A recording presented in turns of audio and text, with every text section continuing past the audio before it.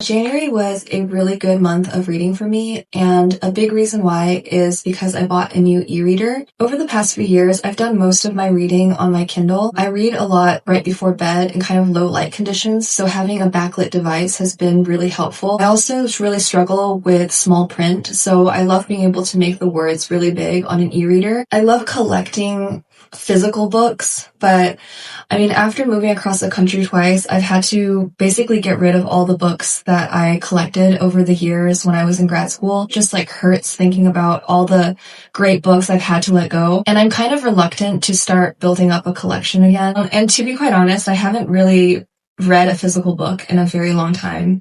As I mentioned, I've been using my Kindle Paperwhite really heavily, but I've become a little bit annoyed by the Kindle reading experience. I feel like the Amazon ecosystem just keeps pressuring you to buy more. It's always throwing ads in your face, even though I'm paid for the version of the Kindle that should not have as many ads. It's like the first thing I see every time I open up my home screen. It's especially insulting because the recent Kindles, they don't let you download any of the ebooks that you buy. It feels almost like you don't really own them. And I'm sure there is a way to jailbreak your Kindle, but it just doesn't sit well with me.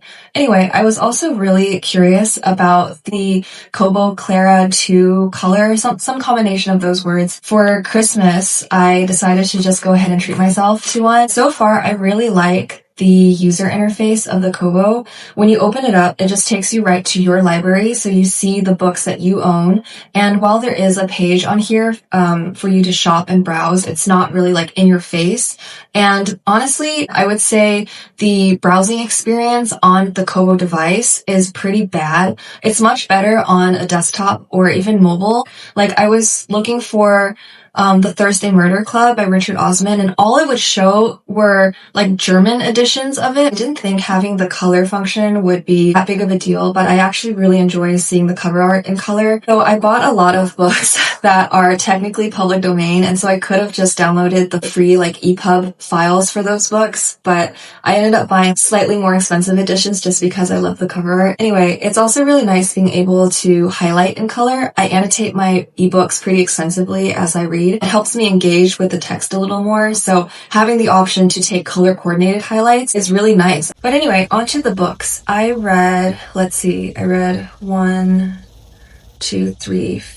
5 books in January. I really liked all of them. I guess I'll give you a summary of each book and then share my thoughts. I'll try to be brief, but I find it really difficult to talk about a book without telling you what it's about. I think all of the books I read, they're just kind of books that have lived in the collective public consciousness for so many years, and I'm sure even if you've never read them, you're kind of familiar with the overall plot. For the ones where I feel I don't want to spoil it because it detracts from the experience of reading it, I'll try my best to keep those details to a minimum. But anyway, the first book I read, technically I started this before January, but I finished this right around New Year's, and it's called Old New York by Edith Wharton. It's a collection of 4 novellas set in the 1840s through 70s that each focus on dispelling a different type of social pretense that's typical of its era. The first story is called False Dawn, and it's about a young man from a wealthy family who rejects the prevailing definitions of artistic refinement, and in doing so, he reveals how the illusion of good taste among wealthy 19th century New Yorkers is actually this narrow-minded desire to excel at conformity. So his father, Louis, has ambitions of amassing this enviable family gallery that he can show off to his friends, but he and the other preeminent tastemakers of his time fail to demonstrate any real emotional connection with the art that they buy. It's kind of about how the value of art is really dictated by these other social factors. Second novella is called The Old Maid, and it's about this illusion of moral purity that's demanded of women in this time period. It follows the story of a woman who has an accidental pregnancy, and she spends the entire rest of her life shielding her daughter from her true identity. It's pretty on the nose in terms of its message about maternal sacrifice and the limited sphere of women. And while I did enjoy seeing this story unfold, I didn't think this was quite as good as the other 3. The third story is called The Spark, And honestly, it's probably the hardest one for me to describe. It's about a young man who admires the heroic qualities that he senses in a Civil War veteran named Haley Delane. So Haley enlisted in the Civil War below the legal age, so he's actually quite a bit younger than the other veterans in their social circle. But he's still quite a bit older than the narrator because he is hanging out with his younger crowd due to having married a much younger wife. Haley is described as being a bit of a buffoon who turns a blind eye to his wife's obvious philandering. He's a little bit slow, a little bit oblivious when he's being made the butt of a joke, but the narrator senses that Haley has this hidden intensity, and one day when Haley's wife's latest boy toy loses a polo match and starts beating the head of his horse, Haley explodes in anger and he runs over and he punches the guy in the face, which is a massive social faux pas, and everyone at the scene immediately assumes it's because Haley just wanted an excuse to duck this guy that was flirting with his wife, but he insists, and the narrator believes him, that it's because he just couldn't stand to see someone being so cruel to the horse. Haley seems to operate on a different moral code than those around him. While he endures the embarrassment of his wife's open flirtation, he explodes in rage when he sees a helpless animal being abused. And he's different in a lot of other ways too. Later in the story, he takes in his wife's degenerate alcoholic father, and he takes care of the old man, even though this causes a bunch of social outrage. And he also has this habit of openly standing up for progressive political causes when other people in their conservative, privileged circle prefer to not commit themselves. Also, he refuses to speak about the Civil War when all of the other veterans are constantly alluding to their past victories. So the narrator wonders what in Haley's experience has shaped his personality this way. At one point we get this clue where Haley tells the narrator that the humanist poet Walt Whitman helped nurse him through a wound early in the war, and in times of crisis he'll often turn back to this memory for comfort and guidance. The narrator, who is also a fan of Whitman's poetry, one day reads to Delane this slightly harrowing poem. It's titled A Sight in Camp at Daybreak, I think. It's not named in the story, I looked this up afterwards, but it's about dying soldiers lying outside of a tent, and it's written in the free verse that Whitman is really known for. Ironically, Delane fails to see the beauty of this poem, and he's quite appalled by Whitman's avant-garde free verse. Haley is completely unable to see this poetic side of war that the narrator romanticizes.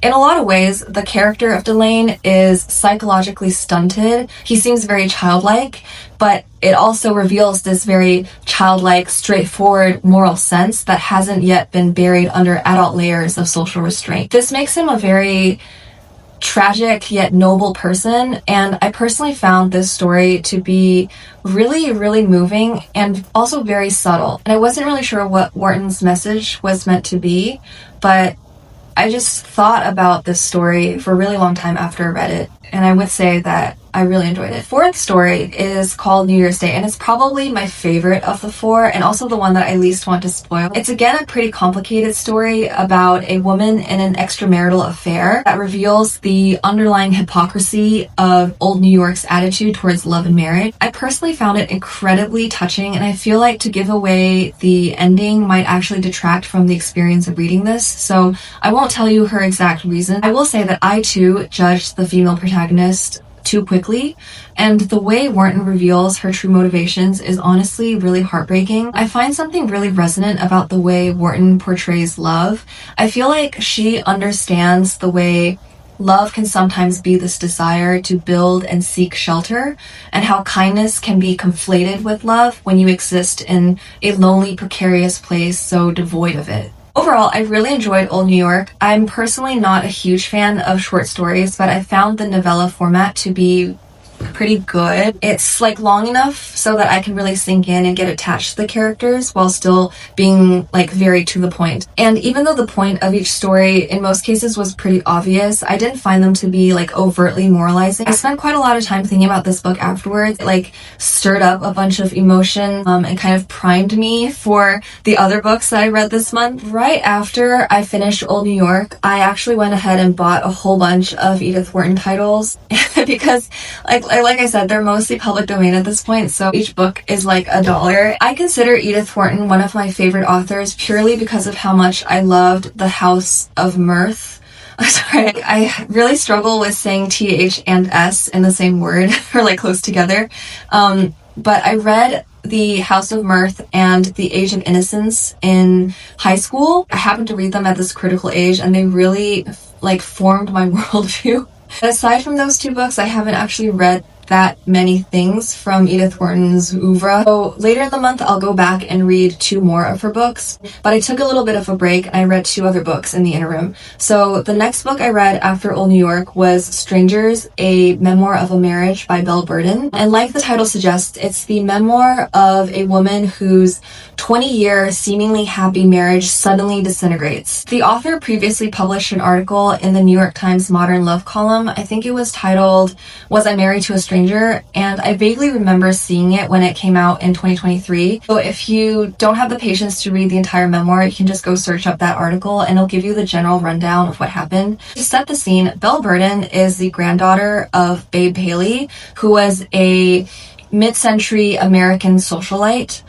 And you might recognize that name if you've seen the new Hulu show, Truman, Capote versus the Swans. And her father is a media mogul. She went to law school herself. And so she is very much a part of this like super wealthy East Coast, elite, Ivy League world where paradoxically women are expected to be both super high achieving but also socially conservative. After she marries her husband, she quits her job. She basically has a pseudo career working like pro bono cases as an immigration lawyer, but for all intents and purposes, her husband becomes the primary breadwinner in their family.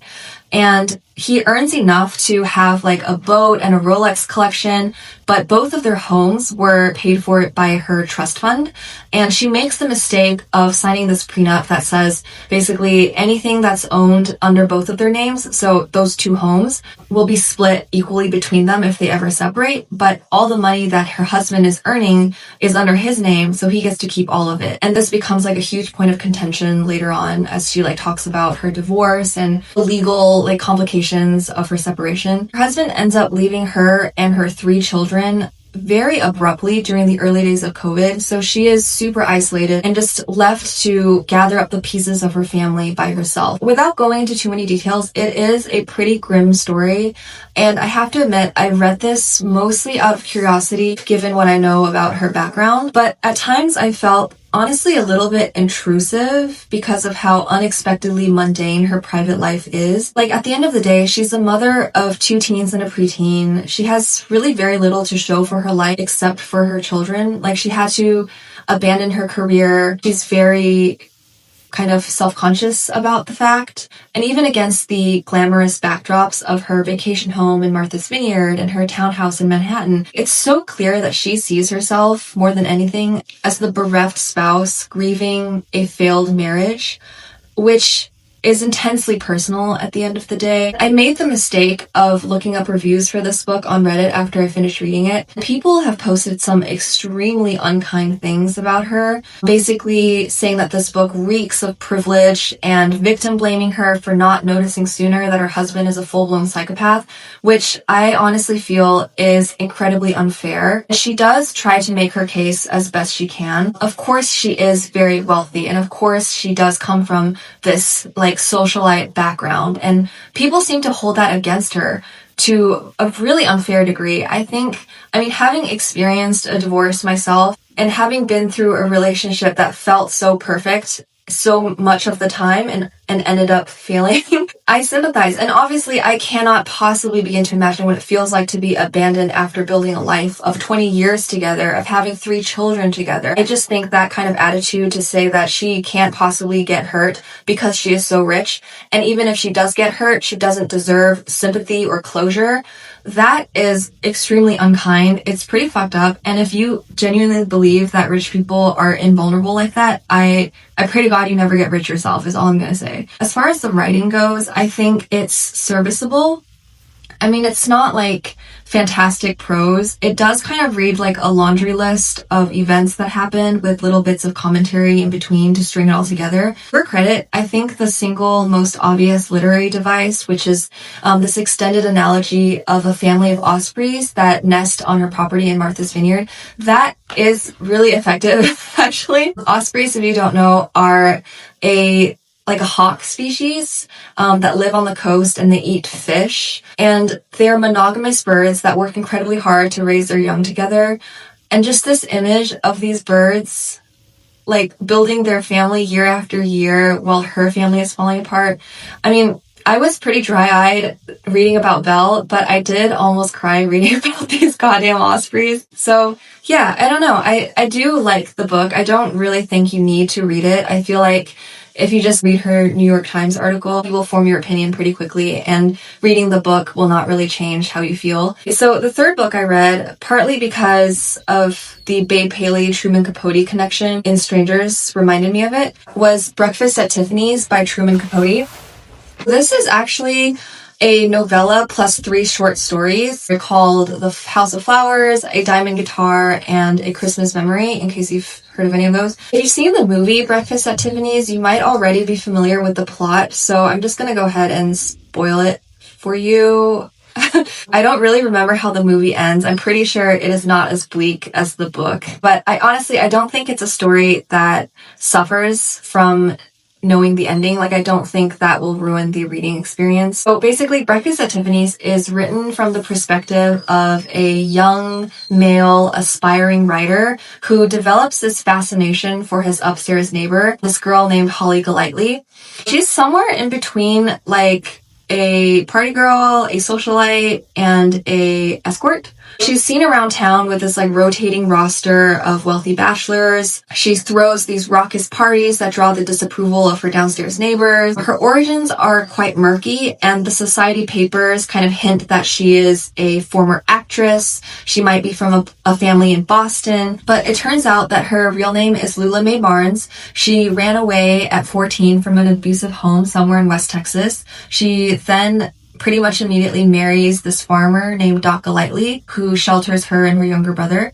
And there's this pretty moving scene later in the story where Doc comes to New York to find her. She lives a pretty hand-to-mouth existence in the big city, and even though her life seems outwardly very glamorous, she's actually living out of suitcases. She's incapable of buying any furniture because of how rootless and out of place she feels in New York. Later, there's this mad scheme to marry a Brazilian diplomat, and she gets really excited at this idea of finally having a home. She prepares to move to Brazil, but then she accidentally becomes entangled with a drug lord named, and this is kind of amazing, he's named Sally Tomato. I presume he's Italian. Once the Brazilian diplomat finds out about this, he abandons her, and she ends up having a miscarriage. So the story is quite bleak. The ending is not a sad ending, but it's kind of like an ambiguous ending. And the narrator along the way is more of like a sympathetic observer, but he is ultimately unable to help her. And to be fair,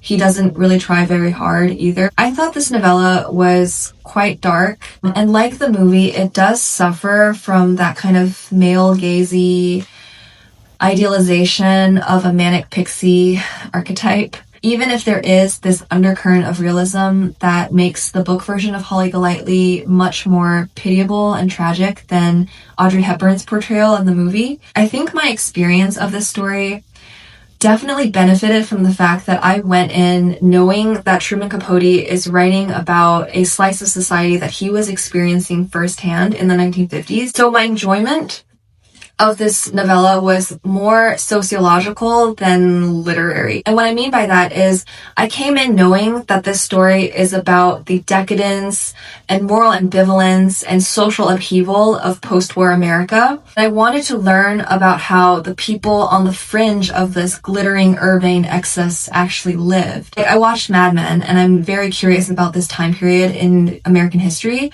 And so I went in knowing that I would enjoy it no matter what, just because I wanted to know more about these characters. So in a way, this kind of dulled my perceptiveness to the writing itself, and I couldn't honestly tell you very much what I think about the literary devices employed and stuff like that, even though there are a few like pretty obvious ones. There's one about like a bird cage, there's the cat, even the title itself, right? There's some very obvious symbolism there. Kind of in the same vein, my perception of the characters was so colored by the movie that I really had to try to get those images out of my head. All I can say is I found this to be quite an engaging read, and it left me wanting to read more of Capote Capote's work, which, lucky for me, is included in the book. Now, I know I just said I don't really like short stories, but I think I really began to appreciate the genius of Truman Capote's writing after I read The Diamond Guitar, or A Diamond Guitar.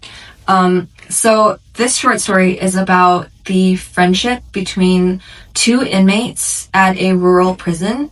One of the men is an old man who, in a really bleak way, has come to terms with his life sentence.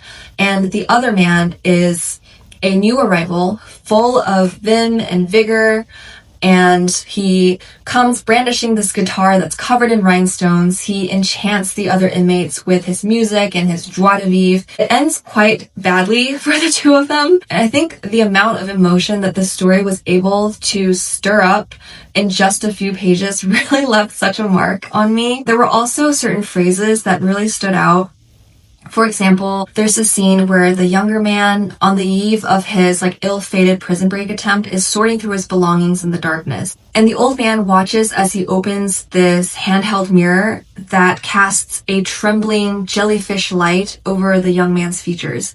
And something about that phrase, jellyfish light, just really delighted me because it's kind of unexpected and it's so immediate. You just immediately see in your mind's eye this vision of the man rooting around in the dark and this mirror suddenly illuminating his face with this trembling silvery light. When I read, I have this constant stream of images in my head. It's kind of like I'm watching a movie, and I love coming across a sentence that just anchors the scene so perfectly in my head. I don't know if that makes sense to anyone else, but I love writing that can do that. For whatever reason, I just felt like Capote's short stories are really powerful and effective in that way. I loved A Diamond Guitar, and I found the third and last story, which is called A Christmas Memory, even more moving, but in a more straightforward way. So A Christmas Memory, like the title suggests, is about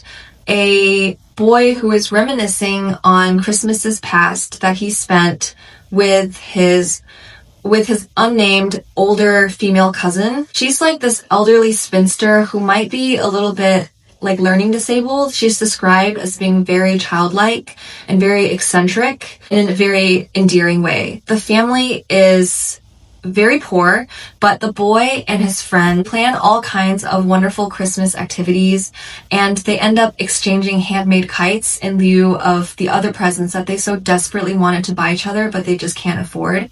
This story reminded me a lot of the Little House on the Prairie series, which I loved as a kid, and something about that idea of making do with love when money runs short, and finding ways to be delighted in the small joys that money can't buy.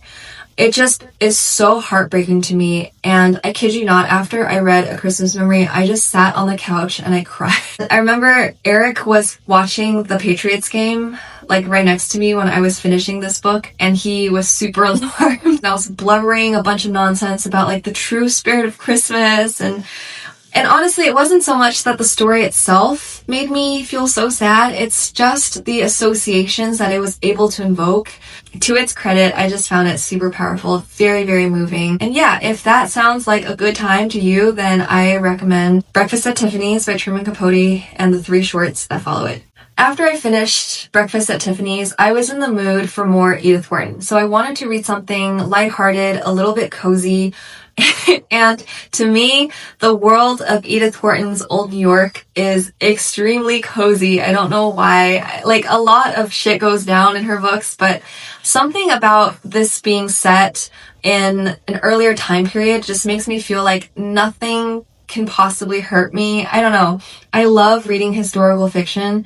Not necessarily present day historical fiction, but I love reading books from a much earlier time period. It just kind of allows me to experience emotions and feel things without feeling immediately threatened. So I went back to the pile of Wharton books in my library and I read Custom of the Country, which is one of her best known and most critically acclaimed works. It's about a social climber named Undine Spragg who moves to New York from a fictional Midwest town where her father was able to make a small fortune doing something. This, along with all the other business maneuvers in this book, is described in this very opaque, hazy, slightly shady way. I think one could argue is partly due to Edith Wharton's own ignorance to the inner workings of capitalist venture. Undine Spragg, which by the way is an amazing name, because we find out that she's actually named after a hair curler that her father was trying to sell. So he marketed it by giving it this fancy French name. The French word for wave is ondulate. It's the same word where we get undulate. Is undulate a French word? Many people have commented on this, but it's such a good name, because not only does our main character experience these big ups and downs of fortune that her name suggests, but she, being named after a hair curler who itself is named a fancy French verb just for marketing purposes, gives such a major clue to her character, because she is a big pretender. So Undine is obsessed with chasing clout, for lack of a better term, and very early on in this novel, she manages to marry into a respectable New York family, the Marvells. But by the turn of the century, when this novel takes place, families like the Marvells that exude this type of elitism are already becoming a bit of a relic, and they're quickly losing social ground to the wealthier newcomers. So unlike some of her other works that are set in the earlier 19th century, it's really apparent at this point that no one gives a shit if you are an older family. I think more and more people are turning to this tide of the newly rich, and Undine quickly also realizes that she might have made a mistake marrying into this very respectable but slightly impoverished clan. And we quickly see that she has these insatiable nouveau riche appetites that Ralph Marvell's limited income just cannot keep up with. She eventually leaves him in search of more wealth and status, and by the end of the book, she is divorced 3 times. She ends up being married to one of the wealthiest men in New York, and when the novel closes, she is still dissatisfied because there is always something else to be desired. Unfortunately for the reader, Undine is quite frankly an out-and-out narcissist. She is extremely dislikable, and she never learns her lesson. So this work is considered a satire, and I think some people might get really turned off by the fact that this book is so scathing and it is so relentlessly satirical. It doesn't ever intend on redeeming any of its characters. But that said, for me, I found myself really drawn to the narrative, and I was just avidly following each new chapter in Undine's life, kind of in the same way that I rewatch later seasons of Sex and the City, even though I know that everyone is behaving deplorably. And I found Custom the Country just super readable, and honestly, in a weird way, it's very sympathetic. So to explain, as much as I hated Undine, I could see elements of myself in her. She's a spoiled brat with a victim complex, but when she justifies her motives, she says, "All I want is to be happy. I don't hurt anyone. I'm just a pretty girl. I just want a nice life. My father is clearly rich, and I'm marrying into supposedly one of the biggest families in New York. Shouldn't I just be able to get what I want? If I'm so pretty and charming and I don't do anything to hurt anyone, why can't I just get what I want? Because all I want are new dresses, and I want to go to parties, and I want to have fancy dinners, and it's really not a lot to ask." I feel like that, is that not just girl math and girls just want to have fun taken to an extreme? I feel like there is a kernel of selfishness to young womanhood, and that is just a truth we all live with. And certainly during grad school, I accepted many financial bailouts from my parents, hopefully not with the same sense of entitlement that Undine does, but kind of with the same blithe assumption that I can rely on someone else for just a little bit longer while I study and do the things that interest me. Even now, I'm married to someone who works a much more stressful job than I do, and he earns more for it. And I do feel relieved, offloading some of our financial pressure so that I can stay in academia and do what I want. Funny enough, that is exactly what Undine's husband, Ralph Marvell, so desperately wishes he could do, but he never gets to because he's too busy slaving away at a job he hates in order to support Undine. He dreams of becoming a great writer, but he just does not have the force of personality to carry out this dream. And I've seen a few reviews that criticize Ralph for being so blind to the true nature of his wife, for placing her on this pedestal and assuming that one day she'll learn her lesson instead of just coming to terms with who she is as a person. And while I agree that this is the essential tragedy of his character, I think it's unfair to criticize him for being somehow like, oh, typical men, they're always like idealizing women. They never really see women for who they are. Because I think a huge part of falling in love and staying in love is relentlessly persuading yourself that the person you are with is or can become a good person, and that your love and your effort is or can be reciprocated. We're not always deluded in this belief, because most of the time I think we genuinely are with really good people. And I think that when you love someone, you have to tell yourself that the person you're with is capable of giving you back the things you want. We're all at our core just like slavishly hoping to be recognized for our effort and to have that effort returned when we are in a relationship with someone we genuinely care about. So anyway, coming back to the book before I get too derailed talking about relationships, I love a book that does the work for you. So I like reading prose that guides you straight to these emotions, and you don't have to be consciously analytical. So I feel like even though Wharton is considered to be like a classic at this point, I don't find it to be one of those books where I need to wade through all of this academic discourse in order to get the novel. Like, I don't need to spark note it in order to feel something and to care about this book. And maybe it's because Wharton has this like quintessential American conciseness. She knows when a sentence needs to end. And she gets right into her character's head, and she shows you who they are through their thoughts and their actions and their dialogue, instead of just like waffling about what she wants you to think about them, which is my major critique for other books that are really similar. Portrait of a Lady by Henry James comes to mind, and also Madame Bovary. It's like same social themes that they're covering, but in a way that I find way less fun to read. Wharton also writes in this very like snappy, screenplay-esque way. It's like scene 1, end scene, scene 2. There are time skips and glittering montages, and in between those, each scene is so precisely outlined and so compact. It reads like a movie, and you feel such a sense of purpose in the way she sets the scene. For example, it ends on this like hugely moving scene of Undine's young son, Paul. This is the son that she has with Ralph Marvell, and he is wandering around this huge Fifth Avenue house she finally ends up in. It's filled with servants who are preparing for a ball later that night, but no one knew that he was coming back from school, so no one is there to meet him. His parents are not in the house. He's just wandering around. He's not allowed to go into the ballroom where people are setting up. No one knows where his old belongings are packed because all of the servants are new.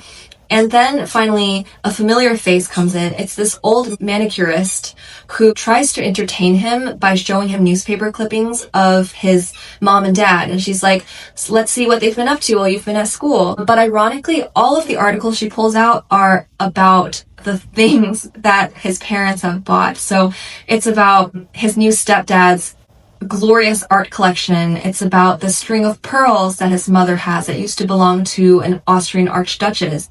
And none of it is about the actual people themselves. And the only thing she's able to find is this article about how quickly his mom was able to divorce from her last husband, who is a French nobleman, and Paul really loves this man. He thinks of him as his French dad, and later he catches a glimpse of his French dad's ancestral tapestries hanging in their new ballroom, and he gets a little bit excited because he thinks his French dad might be there if his art is there. But then his stepdad walks in and says, like, oh boy, it was like pulling teeth getting these tapestries, but I did manage to get my hands on them.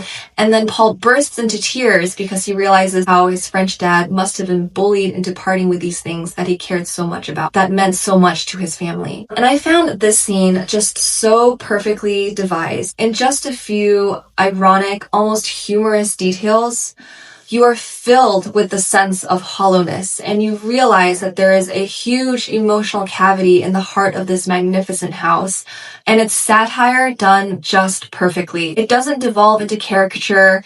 It's not overtly cynical. It's just a powerful piece of writing that left me wanting to go hug everyone I love and call my mom.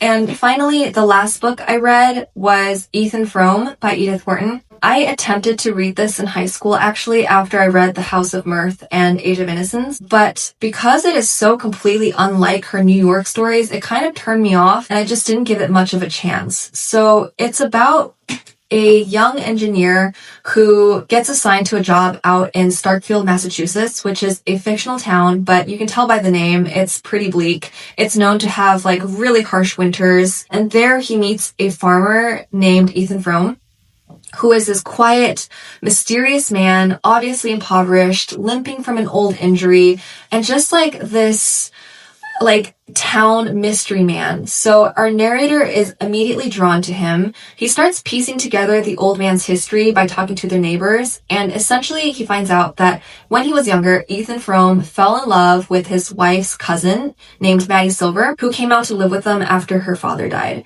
Ethan's wife, Zenobia, is kind of a hypochondriac.